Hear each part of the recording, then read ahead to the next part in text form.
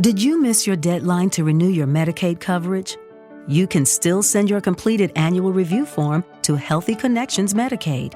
You may be assigned to another health plan, but you can ask to come back to First Choice within 60 days of renewed Medicaid eligibility. It's your family. It's your choice. First Choice is the right choice. Renew and choose us. Visit selecthealthofsc.com/renew to learn more. Lean on us. We are here for you. You matter. You are not alone. Are you feeling overwhelmed? Not sure where to turn? The National Suicide and Crisis Lifeline is there for you 24/7. Call or text 988 or chat at 988sc.org. Whether you're having an emergency or you know someone who needs support now, they can help you take the next step towards finding hope and healing. There is hope. 988sc.org.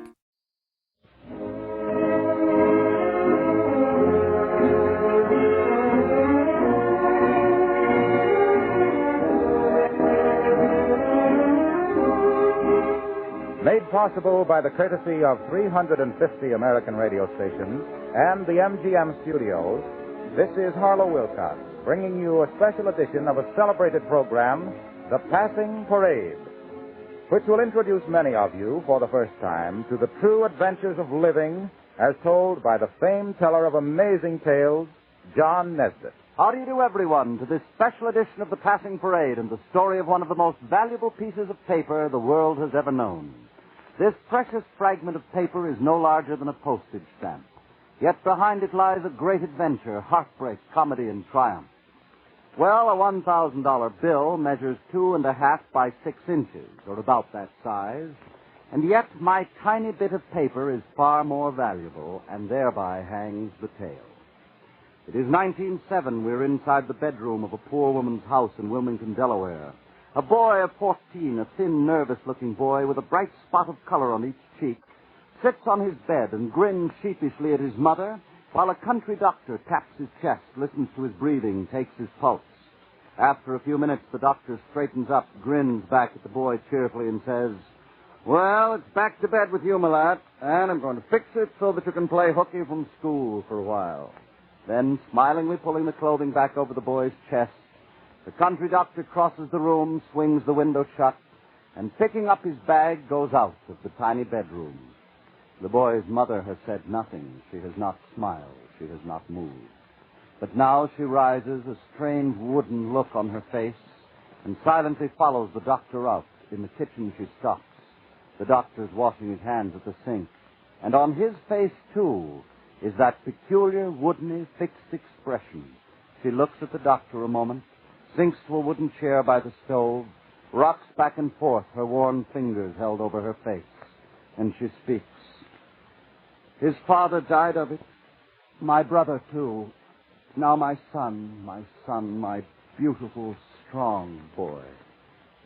The doctor finishes washing, dries his hands, and picks up his bag. He places a hand on the woman's shoulder. "We shall do what we can. You know, people have been cured of it. Yes, people have been cured. 1 out of 100, 1 out of 1,000. What does it matter when you know that you're poor, that you can't buy special food, sunlight, rest? And even then, most of them die. Millionaires and paupers. Tuberculosis in 1907. Death warrant. Not a quick death, a kindly death, no. The heartbreaking wasting away. The periods of fever, the treacherous periods of hope, of feeling great. Why, I'm going to get well after all. And then the wasting again. And then the slow death. The doctor knows it is useless, and he goes out of the house to face the black hour that can come to a decent medical man when he knows that all his knowledge and his labor are empty, futile things. And what does the mother do? She does what all mothers have done at such times. A smiling face toward the slender boy who lies in the bedroom. Words of hope and of love. Then she straightens her back, puts on her shabby black coat, and goes out of the house. She walks clear across Wilmington to a place on the Brandywine River where miracles have taken place. A crowded little tuberculosis sanatorium where the wonderful new ideas of Dr. Trudeau and others are being tried out, and where the sure death of consumption has become less of a sure thing. A great gamble still, but where the players are slowly beginning to win against the odds. The mother goes to the sanatorium and makes her plea. A health worker named Emily Bissell is visiting, and in the office she hears the mother's cry. "My son has it. We have no money, but I will work. I will work forever if you will take him in. Just give him his little chance. Just a little chance." And the young health worker turns away as she hears the nurse make an answer. "I am very sorry. We cannot take another patient. We are filled up. And as we are poorer than you, we are about to close." Without a word, the mother picks up her purse and leaves. The nurse and the visiting health worker look at each other. Then Miss Emily Bissell speaks. "No, you are not going to close up. You are not going to give up. You will take her boy and other women's boys. I'm going to find the money by next spring." "Miss Bissell, we won't last till spring. We have a month to go. The money is not here. We have to close within a few weeks." "Then," said Miss Bissell, "somehow I'll find the money now, this Christmas." Emily Bissell made the rounds in Delaware, looking for a rich man to give her $300 to keep a humble little tuberculosis sanatorium going. She didn't find the rich man. You see, people don't believe in giving money to hopeless causes in the winter of 1907. TB can't be cured, why waste your money? She didn't find her rich man. And that failure in the 35 years since that hour, that failure has led to one of the greatest triumphs of America. The amazing victory that has made a tiny little rectangle of gummed paper a thing more precious than rubies, that represents the wealth hidden in the American heart.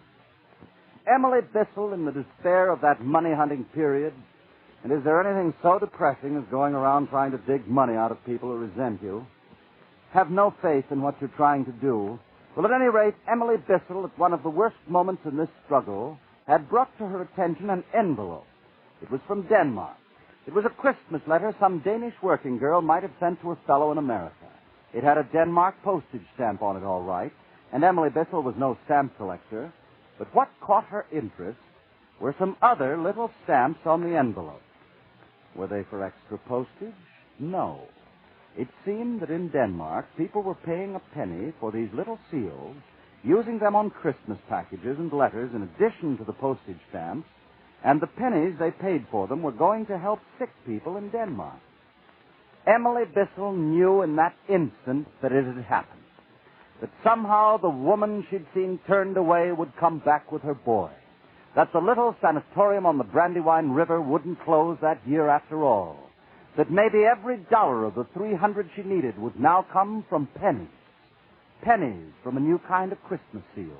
A seal that said Merry Christmas or God rest you merry, or any of the ancient words of love and friendship, but at the same time would bring hope to the hopeless, life to the condemned. 2 days later, Emily Bissell was at a printer's. Would he make some of these little seals for her? Sure thing, lady. Print them at cost and wait for my money. And later that day at the post office at Wilmington, would they let her put the little Christmas seals on sale in the post office along with the real postage stamps? Sure thing, lady. Bring them right in. By Christmas, you ought to sell $100 worth. Only make it clear to folks that they aren't real postage stamps. All you got for your penny is them little seals that'll help battle the white plague. A week later, though, Emily Bissell learns that sales are not going well. People don't get the idea clearly. The whole thing looks like a first-class failure. And with that, she marches into a newspaper office. Will you print a little piece in your paper about the Christmas seals? Sure, lady, we'll use your story. And a few hours later, the editor of that paper sees the proof. Say, boys, whoever thought this one up is great. Look at the human interest. For every Christmas letter you mail, every Christmas card, every Christmas present, a penny going to fight tuberculosis. Why, the people will love it. Spread it over the front page. Give editorials to it. It's our Christmas story for 1907. Christmas passing and New Year's. And Emily Bissell in January of 1908, counting up the proceeds from the strange little seals. $300 clear for the sanatorium and $2,700 more. Americans had bought 10 times what she had asked for. And the rest of the story, of course, you know. Christmas seals have become as much a part of the American Christmas as turkey and cranberry sauce. The rich people and the poor people and the middling people all buying them. By the millions, we gladly take the sheets of 100 seals each year. A few people buy them by the thousands, but most of us put $1 or $2 down and use the seals to place on letters and packages. There are some interesting things about the Christmas seals, however, that perhaps you didn't know. In 1907, when the idea began, almost 200 people out of each 100,000 population died of tuberculosis. Today, 3 people are cured, where then 4 people died. And the idea that the health worker used to save that little sanatorium now brings not $300 in each Christmas or $3,000, but a great fortune to be used in stamping out tuberculosis forever. Another interesting fact is that in spite of all the sacrifices that have been put upon us recently, the Christmas seal sale will probably be greater than ever now, for in the American heart it's a part of Christmas. The big gift going to someone you know or love, but on each package or letter, the tiny 1-penny gift, which you make to someone you will never see, but whom nonetheless you may aid in bringing the gift of life itself. All this, more than 2,000 local associations, affiliated with the National Tuberculosis Association, a public educated in the war of destruction of a disease once thought beyond all cure, sweeping through our country since a health worker looked at an envelope from Denmark and saw some odd little bits of paper pasted to it and gave the idea to the new world. It's one of the amazing stories of the passing parade, the power of the rectangle of gummed paper that we call a Christmas seal. And there is a brief epilogue to this story, which, like so many other good things, took on a new burden the day the Japs came out of the sky and bombed Pearl Harbor. It's a pity that at Christmas time, and speaking of a thing like this, one must also speak of that day at Pearl Harbor, but we must always remember it, Christmas or not. This part of the story lies in that it has now become utterly vital that we win the struggle against tuberculosis. And a lot of people might not understand that, thinking that all of our efforts should merely go to winning the war. All of our efforts should, and all of our efforts should go in this struggle. Because during war times, disease invariably increases. Food shortages, about which we all know. Crowded housing, about which we all know. Feverish working conditions. Strain and all these trials of wartime cause the dread diseases, like tuberculosis, to sneak up on us again. And it is now realized by the government that a weakened civilian population may not win a war that will take a long, weary time to come to its close. And thus it is that the same plea that a woman once made for her son in 1907 to be admitted to a little sanatorium in Delaware once again goes out to all the nation, when through the Christmas seal campaign, the people who labor to keep these doors open make to you this annual appeal. A little penny seal on every piece of mail that you send out. At least one sheet of 100 seals to each adult this year, for this is the year that we must guard, among all the other things, the health of our country that is now locked in its greatest struggle. No matter how many sacrifices this Christmas brings to us, the war bonds and the defense stamps and the vast number of appeals that we must meet, we must also meet the challenge of our traditional Christmas gift that is made through the Christmas seals to keep America healthy and to someday conquer tuberculosis. It is America's happiest little gift at Christmas, the penny gift to all who must have rest and perfect care, not in order to be happy, but in order to live. The little gift that prevents others from getting tuberculosis, which is why the Christmas seal is really the most precious bit of paper of its size. For after all, it represents the wealth of America's heart.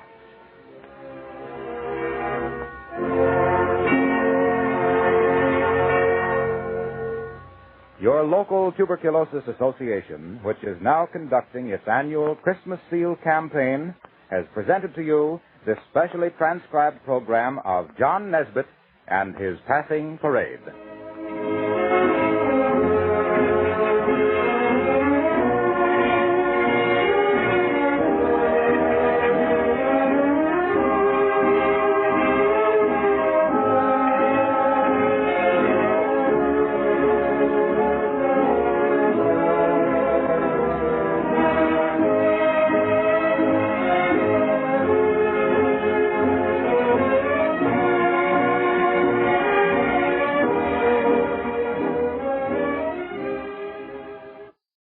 Lucky Land Slots, you can get lucky just about anywhere. This is your captain speaking. We've got clear runway and the weather's fine, but we're just going to circle up here a while and get lucky.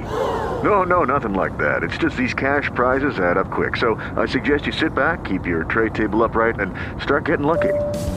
Play for free at LuckyLandSlots.com. Are you feeling lucky? No purchase necessary. Void where prohibited by law. 18 plus terms and conditions apply. See website for details.